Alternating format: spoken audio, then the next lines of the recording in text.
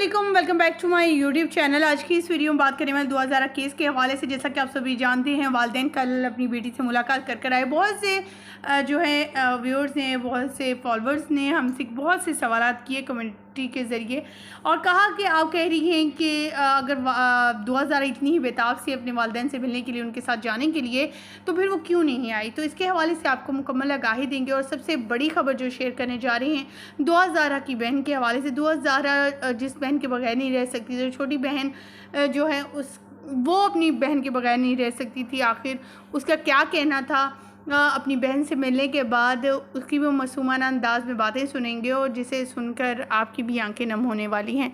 जहां पर वालदा और वालिद 6 माह से तड़प रहे थे अपनी बेटी से मिलने के लिए, जो सारी रात जब ये खबर आती है कि वो अगले दिन जो है अपनी बच्ची से मिलने जा रहे हैं, तो वो सारी रात जाग कर गुजारते हैं। खाने पीने की चीज़ें, कपड़े पहनने की चीज़ें, सब कुछ लेकर जाते हैं। लेकिन शेल्टर होम में इन तमाम चीज़ों को एक्सेप्ट नहीं किया जाता, क्योंकि कहा जाता है कि अदालत की तरफ से ये हुक्मनामा जारी नहीं किया गया था कि वालिदैन से कोई भी चीज़, वहाँ से कोई चीज़ ली जाए, कोई कपड़े लिए जाएँ, कुछ भी चीज़ ली जाए।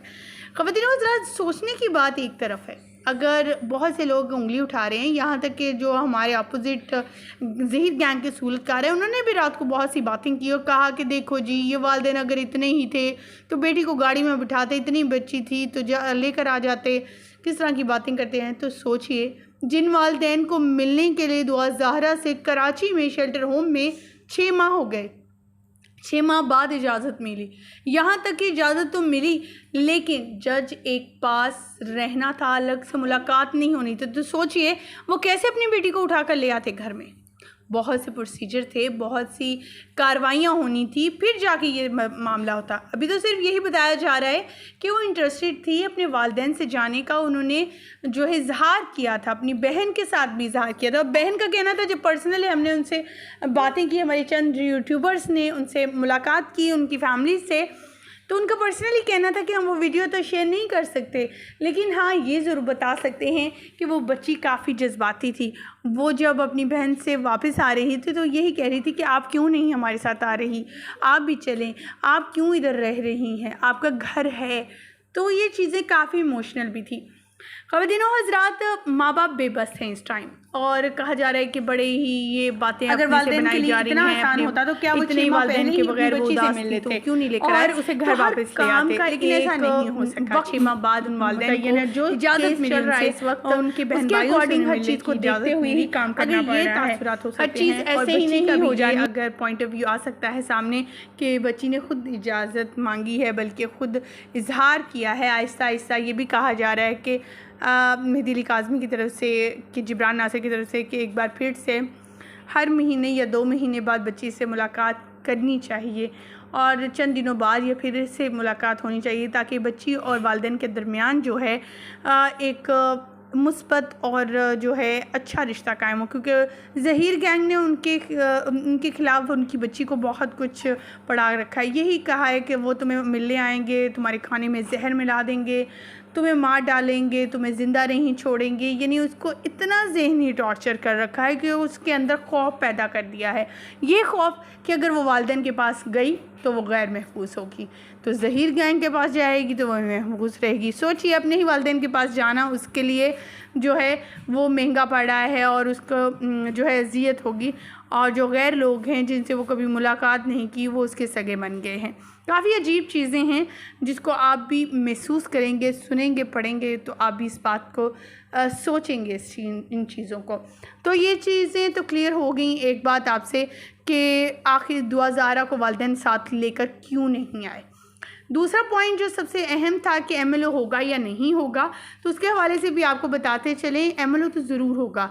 एक अदालत ने एक और बात जो सामने लाई थी, वो कहा था कि जब वालिदैन जो है 2011 से मिलने जाएंगे, अपनी बेटी से मिलने जाएंगे, वहाँ पर एक जो है साइकोलॉजिस्ट भी आ जाएगा, जो उसका तिब्बी मुआयना तो नहीं करेगा, लेकिन उसके एटीट्यूड को, उसके अंदाज़ को, उसकी गुफ्तगू करने के तरीक़ाकार को ये पता चलाएगा कि क्या वाकई में बच्ची ज़हनी दबाव का शिकार है या फिर जो है वो नॉर्मल है। तमाम चीज़ें खुलकर सामने आ रही हैं और इंशाल्लाह अच्छी ही पॉइंट की तरफ ये सामने नज़र आएगा। ज़हीर गैंग को आप ज़रा जान के लाले इस वजह से भी पड़े हुए हैं क्योंकि वो जानते हैं कि अगर बच्ची से वालिदैन मिल लेते हैं फिर हमदर्दी में बच्ची इमोशनल भी हो सकती है, क्योंकि इतनी देर होगी अपने वालिदैन का चेहरा और ये तमाम चीज़ें देखी हुई, लेकिन अभी भी बच्ची के दिलो दिमाग में जो है नफ़रत जो इन लोगों ने बी बोया है वो अभी है, उसको अभी उतारना, उसको ख़त्म करना जो है अभी बाकी है। इंशाल्लाह मेहदी अली काज़मी की जीत होगी, देर आए दुरुस्त आए। इसलिए जो है हमें उम्मीद का जो है दामन हाथ से नहीं छोड़ना चाहिए और अल्लाह ताला से उम्मीद रखनी चाहिए, अदालतों से अपनी उम्मीद रखनी चाहिए कि वो इंसाफ के लंबरदार हैं तो इंसाफ ही देंगे। मुझे यहीं पर दीजिएगा इजाज़त। उम्मीद करते हैं आपको तमाम तफसीलात इस हवाले से जानकर अच्छा लगा होगा और तमाम चीज़ें भी जो क्वेश्चन थे आप सबके वो भी क्लियर हो गए होंगे।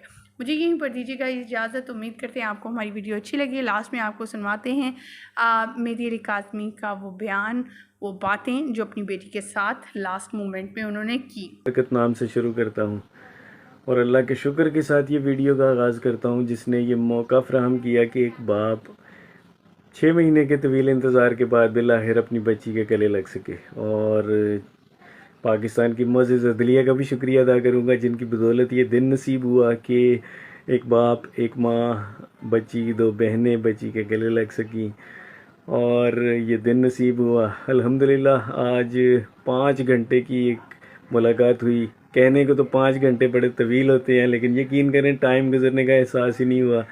एहसास तब हुआ जब जज साहिबा ने ये बोला कि जनाब आपका टाइम ख़त्म हो गया है, और हमें पता भी नहीं चला कि 5 घंटे कब शुरू हुए और कब ख़त्म हो गए। मीटिंग में जज साहिबा भी मौजूद थी और चाइल्ड प्रोटेक्शन इदारे की एक ख़वातीन की इंचार्ज भी मौजूद थी। उनकी मौजूदगी में ये मीटिंग हुई। बड़ी हेल्दी मीटिंग थी। बच्ची हमें बड़ा मिस कर रही थी, हम भी उसी जिस तरीके से हम बच्ची को मिस करते थे बच्ची भी हमें मिस कर रही थी और बड़ी खुशगवार माहौल में ये मीटिंग हुई।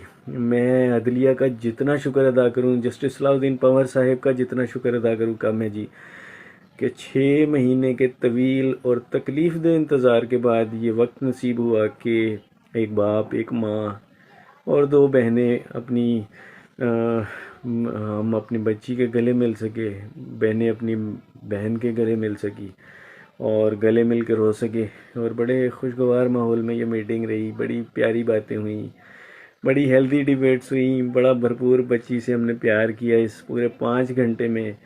और मैं उम्मीद करूँगा जी कि जो ये मुलाकातों का सिलसिला शुरू हुआ है ये आगे भी चलता रहे और फैमिली कोर्ट जो है वो भी जो है ये मुलाकातें हमारी बच्ची के साथ वो एलो करे ताकि ये मुलाकात का सिलसिला शुरू रहे। और ये भी दुआ करूँगा कि मुअज़्ज़िज़ अदलिया जो है बच्ची अपने घर भी वापस आए। मुअज़्ज़िज़ अदलिया जो है इसके ऊपर भी फ़ैसला सुनाए, इंसाफ के तकाज़ों को पूरा करे। यकीनन बच्ची अपने घर भी आएगी इंशाअल्लाह ताला।